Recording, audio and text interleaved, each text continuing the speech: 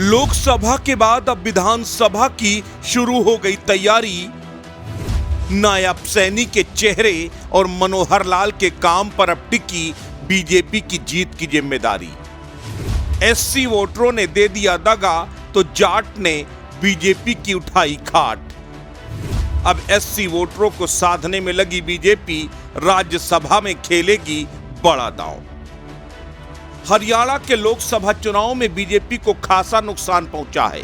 2019 में 10 में से 10 सीटें जीतने वाली भारतीय जनता पार्टी को इस बार सिर्फ 5 सीटें हासिल हुई हैं, जबकि 5 सीटों पर कांग्रेस को जीत हासिल हुई। इसके पीछे का सबसे बड़ा कारण दलित और जाट वोटों का बीजेपी के खिलाफ ध्रुवीकरण रहा। कांग्रेस की 5 सीटों पर जीत में सबसे ज्यादा जाट और एससी वोटरों का रोल माना जा रहा है।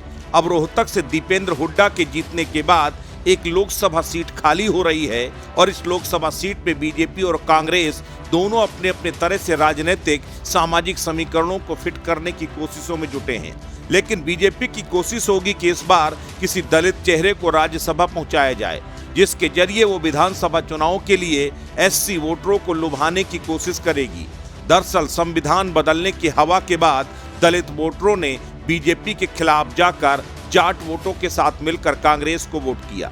यही वजह है कि सिरसा से चाहे अशोक तंवर की हार हो या फिर अंबाला से बंतो कटारिया की हार, चिंताजनक है। इंद्रजीत जैसे दिग्गज भी इस बार फंसते हुए नजर आए। यही वजह है कि अब राज्यसभा चुनाव में बीजेपी एससी कैंडिडेट को उतार कर जातीय समीकरणों को साधने की कोशिश कर सकती है, क्योंकि राज्यसभा में बीजेपी के पास इस वक्त 4 सांसद हैं, जिसमें से सुभाष बराला जाट और कृष्णलाल पवार एससी चेहरा है।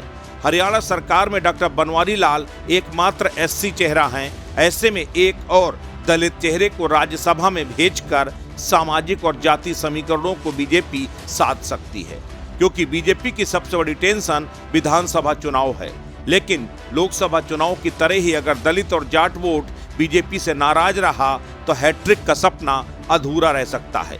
यही वजह है कि सीएम नायब सैनी चुनाव खत्म होते ही गरीबों को 100 गज का प्लाट मुफ्त में उपलब्ध कराने की योजना पर युद्ध स्तर से काम करना शुरू कर चुके हैं, क्योंकि इस योजना में सबसे ज्यादा लाभार्थी दलित बिरादरी से आते हैं और उसकी कमान खुद मुख्यमंत्री नायब सैनी ने अपने हाथों में ली है।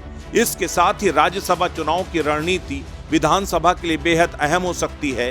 केंद्रीय ऊर्जा मंत्री मनोहर लाल के भारी भरकम महकमे के जरिए जाट वोटरों को लुभाने की बीजेपी की कोशिश तभी कामयाब होगी जब मनोहर लाल अपने कामों से हरियाणा के वोटरों की नाराजगी कम कर पाते हैं, अन्यथा बीजेपी की राह मुश्किल हो सकती है। यही वजह है कि मनोहर लाल के जरिए बीजेपी हरियाणा में तीसरी बार कमल खिलाने की कोशिश करेगी। अस्तित्व न्यूज के लिए ब्यूरो रिपोर्ट।